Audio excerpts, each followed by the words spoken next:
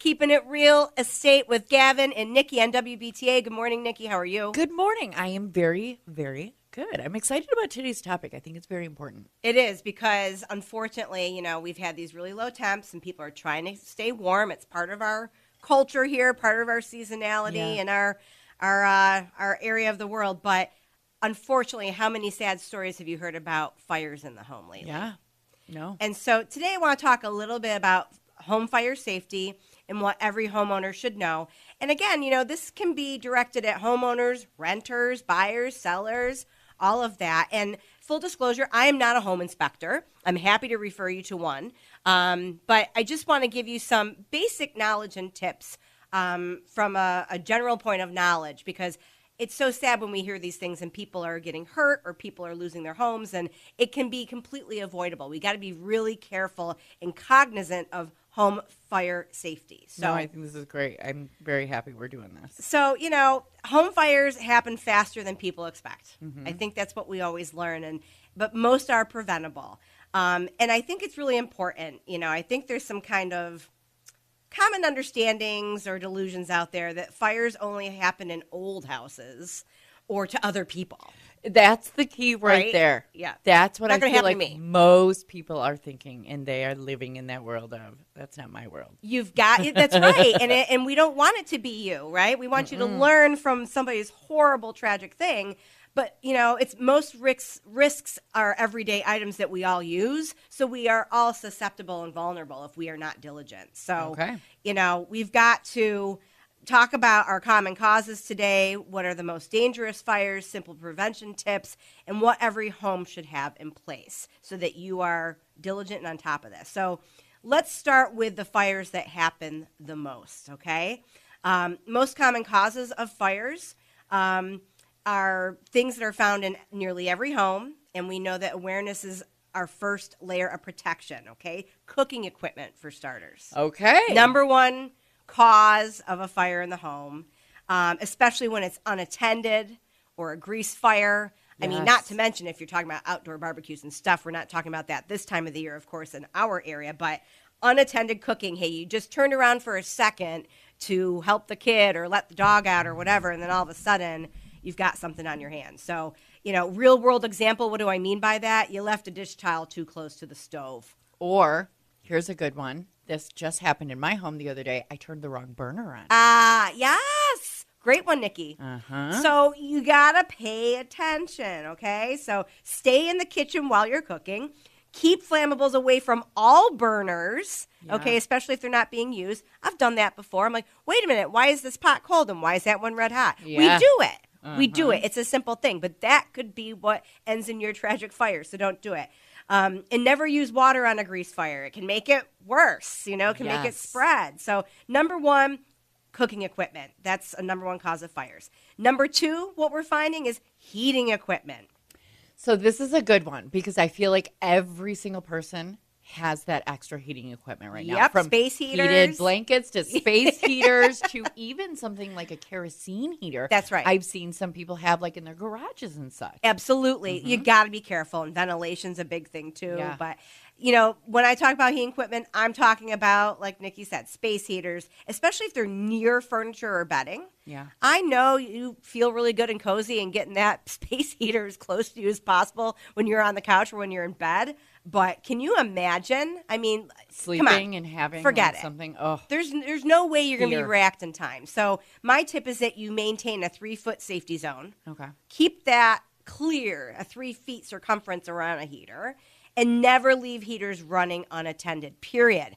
I know you think you're running to the store for milk or something. It doesn't matter. How are you going to feel when you have your pets in the home and your belongings and everything? It was just that 30 seconds of a bad decision when you left an unattended heater. So don't do it. Oh, yeah. So if you're going to use them, 3 feet around them. Make sure you're home when you use them.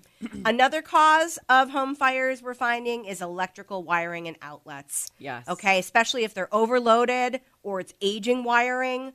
Even if you've been in your home a long time, I'm not talking about people that are actively in the market right now, but it's always worth every few years to get an electrician to check out everything, make sure it's good, especially because a lot of our aging inventory of homes in this area, we've got aging wiring for sure. Right. And it's always been fine until it's not, right? Yeah. So you want to avoid permanent extension cord use.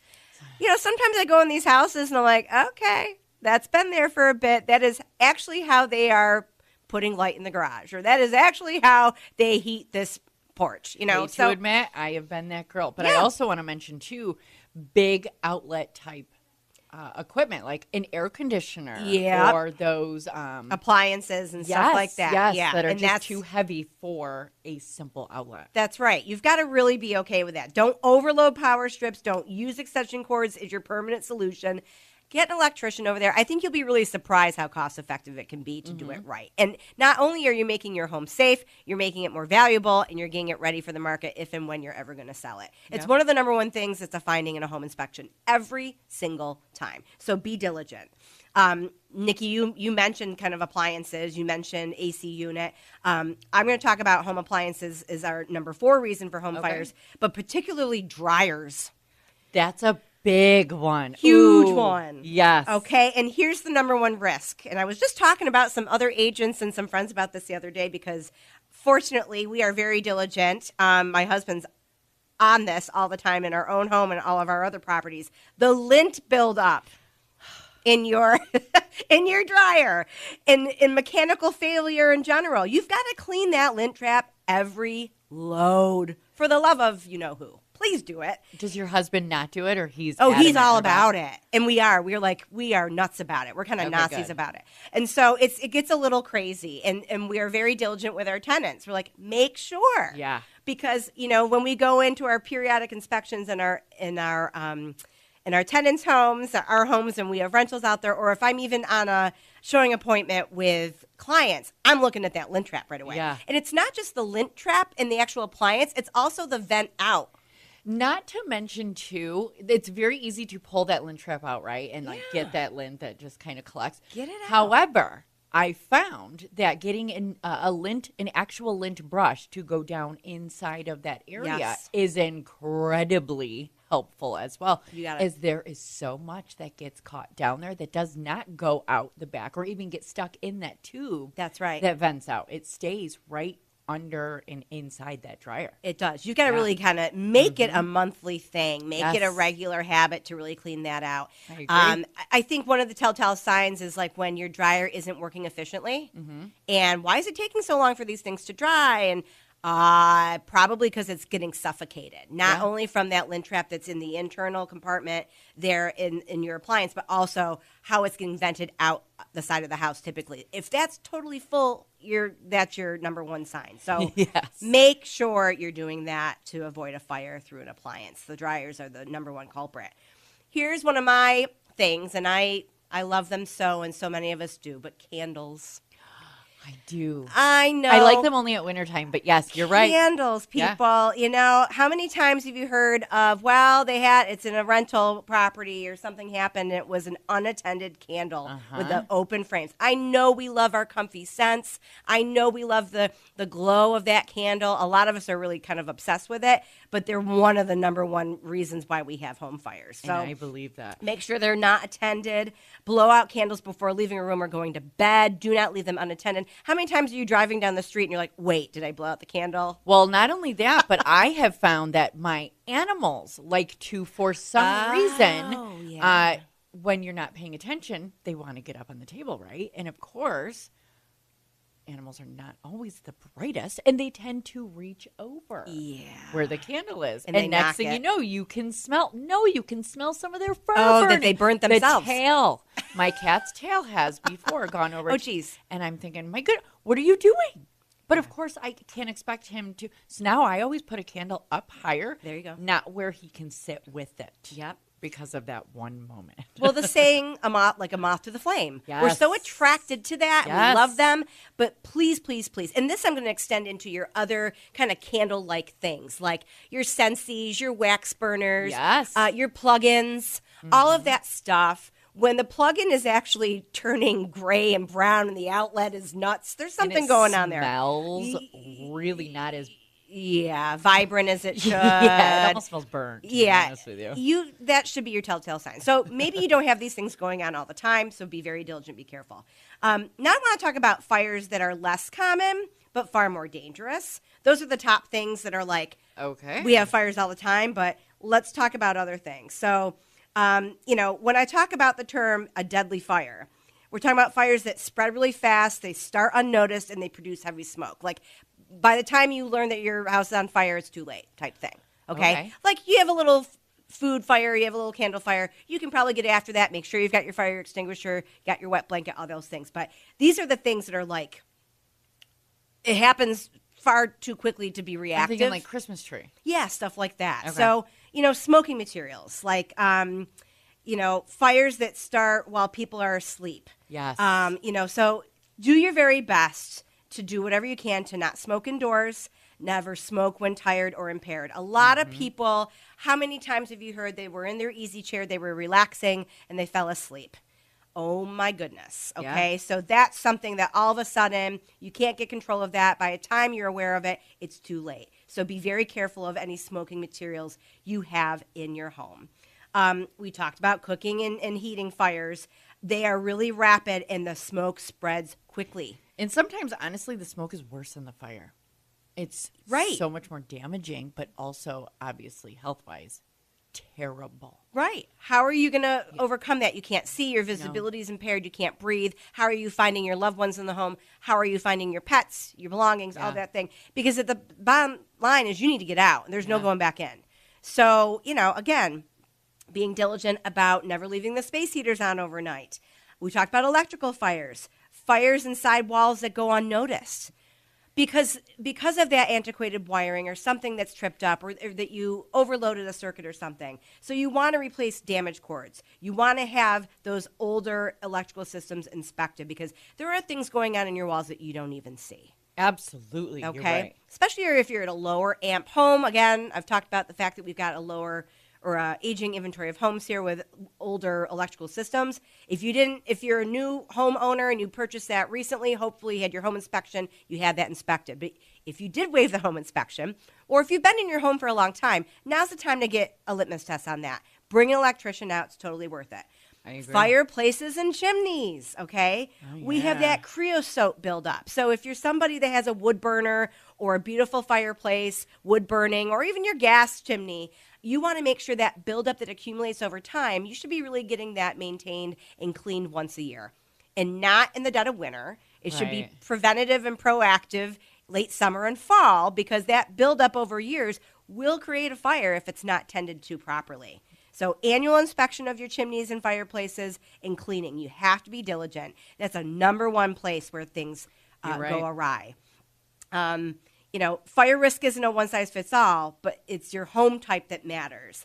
So I want to talk a little bit about fire safety nuances according to home. Now, we don't have a lot of condos in our area, but, sometimes we're thinking about people that have second homes or maybe even Florida. The temperatures dipped way down in Florida recently, too, right? I heard, yeah. Right. So, if you are in a condo or a townhome or something like that out in the cities, you have to think about things like you've got shared walls with another unit, right? You've got shared systems likely. If you're in a condo and you're in an HOA, you want to know what it is that you are responsible for as the homeowner and what the homeowners association is responsible for when it comes to a fire. You want to, again, avoid overloading outlets in smaller spaces. So if you are part of a condominium or a homeowners association, you really need to understand your shared areas, what you as the homeowner are responsible for, and what your HOA is responsible for. Okay. Be proactive. Kind of the same idea, like you're thinking, like with apartments and stuff too, right? I mean, more or less, same thing. For the most part, I think, when it comes to like smoke detectors and things like that, your landlord would be. But when it comes to overloading your power strips and having you're seeing it every day, right? So if you see something, say something, right? Mm-hmm. Townhomes, fire can spread really quickly in between units or an apartment in a duplex or a triple or more in our area, more prevalent. Store garage flammables properly. I can't tell you how many times scenario you just kind of brought up a little bit ago, Nici, where you've got your space heater in the garage because you're in there working, but you have it right next to all the flammable stuff that you're storing in the garage too. What's likely to happen? Okay, so make sure that you're storing those properly and away from that space heater. Back to the 3 feet rule. Keep fire-rated doors intact.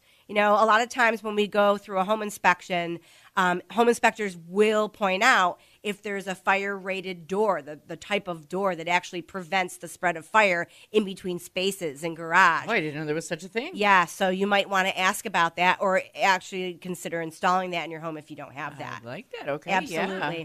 Older homes, that's our theme here. We have an aging inventory of homes in the Glow region. So outdated wiring, I know I sound like a broken record, but it bears repeating.